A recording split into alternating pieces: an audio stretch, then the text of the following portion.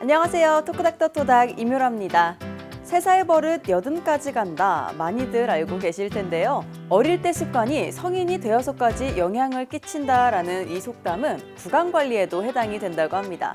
어릴 때 치아를 성인이 되어서까지 건강하게 잘 간직하려면 유소아기 때부터 올바른 관리가 필요하다고 하는데요. 오늘 토크닥터 토닥에서는 소아치과 전문의 김병화 선생님과 함께 소아 구강 관리에 관한 이야기 나눠봅니다.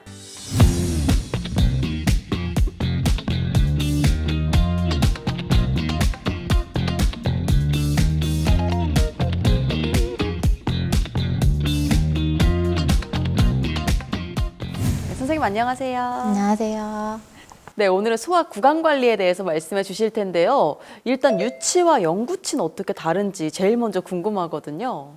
유치는 영구치처럼 평생 사용하는 치아가 아니라 영구치가 나오기 전까지만 일시적으로 사용하는 치아입니다. 구조상으로 봤을 때 영구치에 비해 치아의 단단한 부분인 범랑질과 상아질이 얇아서 충치의 진행 속도가 빠르고 치아의 신경인 치수가 상대적으로 커서 충치 발생 시에 신경치료의 가능성이 좀 더 높다는 차이점이 있습니다. 네, 영구치가 자라나기 전에 아이들이 잘 사용해야 할 유치라서 올바른 관리 방법도 많이 궁금해하실 것 같아요. 그래서 준비했습니다. 소아 구강 관리에 관한 궁금증 모아마 베스트 3 시작합니다.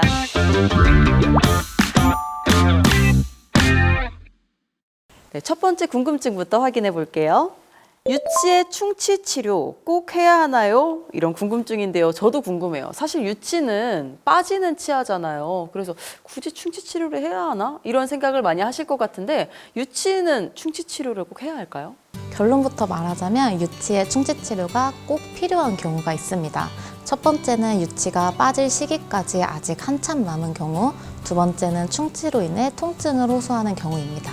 평균적으로 앞니는 6에서 8세, 송곳니와 어금니는 10에서 12세에 빠지게 되는데요. 영구치가 나올 때까지 유치가 자기 자리를 잘 지키고 있어야 영구치가 나올 공간도 유지해 줄 수가 있고 정상적인 앞골의 발육도 이루어집니다. 따라서 빠질 시기까지 기간이 한참 남은 유치는 충치 치료가 필요합니다.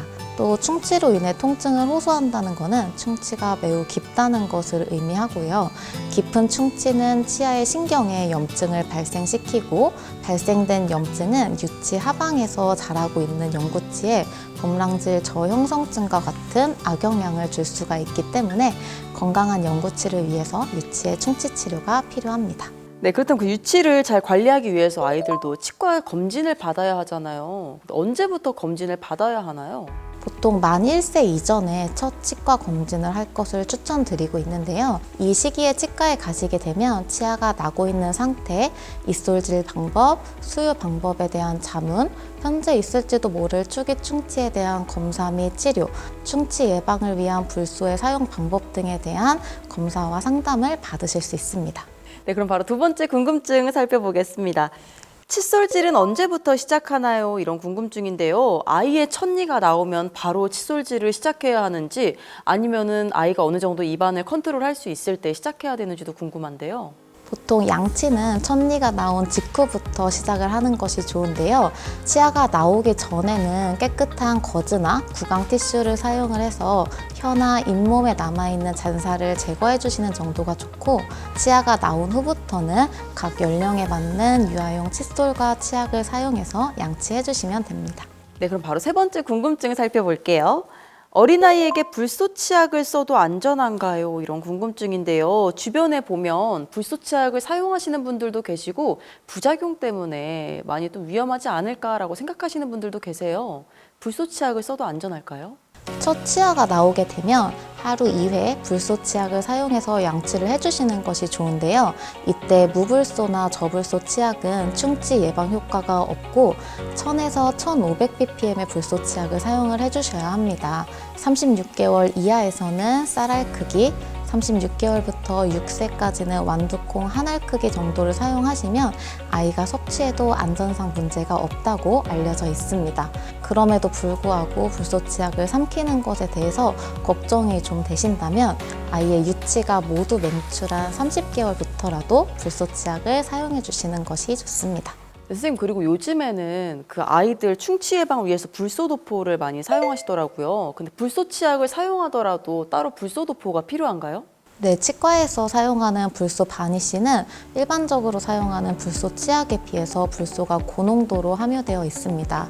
따라서 일반적으로 자기가 불소 치약을 사용한다고 하더라도 정기적으로 치과에서 불소 도포를 하는 것이 좋습니다. 네, 불소 치약을 쓰더라도 불소도포는 해주는 게 좋은 것 같은데, 그렇다면 몇 살부터 해야 하고 얼마에 한 번씩 해야 할까요? 불소 도포는 모든 유치가 맹출한 30개월쯤부터 바르도록 하고 있는데요. 구강위생 관리가 힘들거나 초기 충치가 있는 경우에는 3개월, 그렇지 않으면 6개월 간격으로 바르고 있습니다. 특히 만 6세경에 첫 번째 큰 어금니가 나오는 시기에는 3개월 간격으로 불소 도포를 해주는 것이 좋습니다. 소아 구강 관리에 관한 궁금증 좀 해결되셨나요? 지금까지 궁금증 모아모아 베스트 3였습니다.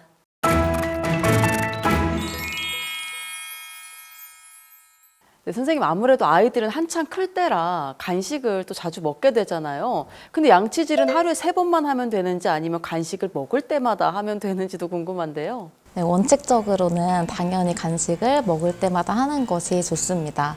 아이들이 먹는 간식에는 대부분 당이 포함되어 있고 음식을 먹고 난 후 치아에 남아있는 잔사물이 충치를 발생시킬 수 있기 때문인데요. 하지만 현실적으로 매번 양치를 하는 것은 어렵기 때문에 간식의 종류를 당이 너무 높은 음식이나 젤리나 캐러멜 같이 끈적임이 높은 음식은 피해 주시고 간식을 먹은 직후에는 물로 입을 헹구기라도 하도록 설명을 해주고 있습니다.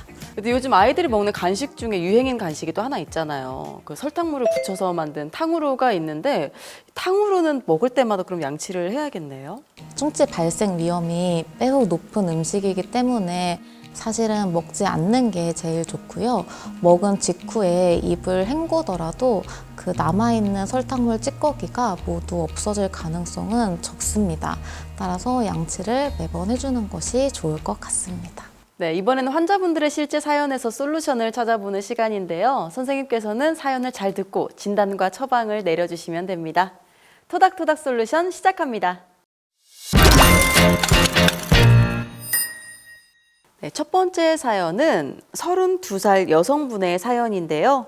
안녕하세요. 저희 아기는 이제 갓 돌이 지났는데요. 자기 전에 많이 보채서 공갈 젖꼭지를 물렸더니 재우기가 좀 수월하더라고요. 그런데 잘 때 빼면 바로 울어서 밤새 물리는데요. 공갈 젖꼭지를 물고 자면 나중에 앞니가 뻐드렁니가 될 수 있다고 하더라고요. 좀 울리더라도 그만 물려야 하나요? 라고 사연을 주셨는데요. 근데 공갈 젖꼭지를 물고 자거나 오래 사용하면 앞니가 또 안 예쁘게 날 수 있잖아요. 또 그런 걱정이 되실 것 같은데 어떤가요, 선생님? 공갈 젖꼭지는 아이들의 잠투정을 막아주고 심리적 안정감도 주기 때문에 대부분이 사용을 하시는데요. 치열 발달에 있어서 그리 나쁜 영향을 준다고 알려져 있지는 않습니다. 다만 이 습관이 너무 오래 지속이 돼서 3세를 넘어가는 경우에는 치열 및 악골의 발육에 악영향을 줄 수 있다고 알려져 있습니다. 따라서 만 4세에는 반드시 중단을 하셔야 합니다. 1, 2세에는 그 영향이 미미하기는 하지만 치열 발달을 고려하신다면 납작한 형태의 젖꼭지 모양이 추천됩니다. 네, 그렇다면 바로 다음 사연 만나보겠습니다. 안녕하세요. 저희 아이는 7살인데요. 아이의 또래 친구들은 슬슬 유치가 흔들리기 시작한다는데 제 아이는 전혀 흔들리지도 않고 빠질 기미가 보이지 않습니다. 유치가 빠지는 시기도 아이마다 다른가요? 유치가 늦게 빠지면 어떤 문제가 있는지도 알려주세요. 이렇게 사연을 주셨는데요. 알려주시죠, 선생님. 유치가 빠지는 시기는 아이들마다 모두 다릅니다. 평균 탈락 시기 전후로 1년까지는 모두 정상으로 보고 있고요. 과잉치나 결손치 같이 치아가 나오는데 이상을 주는 요소가 없다면 사실은 늦게 빠질수록 좋습니다. 연구치가 이른 나이에 나올수록 자발적인 구강위생 관리가 어렵기 때문에 그만큼 충치 발생률이 늘어날 수 있기 때문입니다. 따라서 아무 이상이 없다면 늦게 나온다고 해서 문제가 되지는 않습니다. 많은 도움 되셨나요? 지금까지 토닥토닥 솔루션이었습니다. 이번에는 저희가 직접 거리로 나가 시민들과 함께 퀴즈를 풀어보는 시간인데요. 건강상식 능력고사 시작합니다.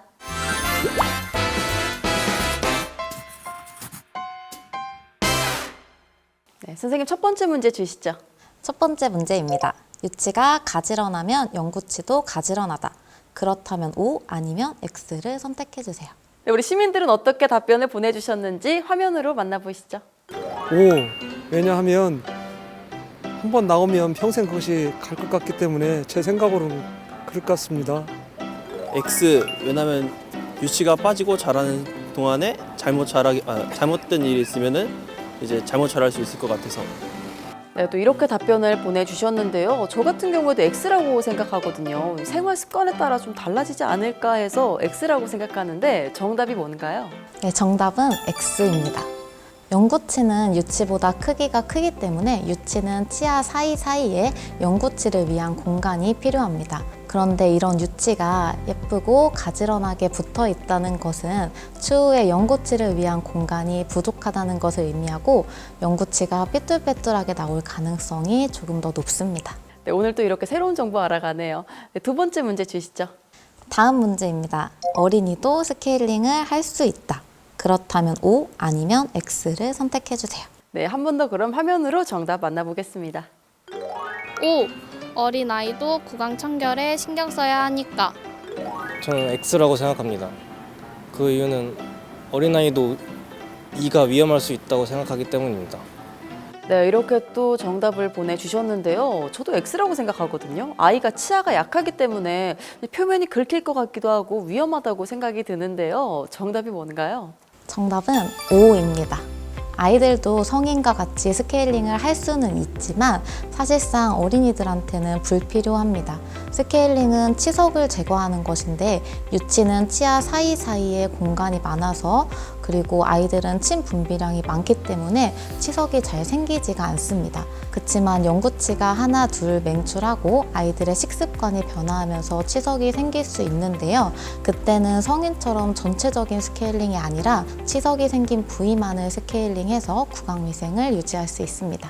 네, 시청자분들은 정답 많이 맞추셨나요? 지금까지 건강상식 능력고사였습니다.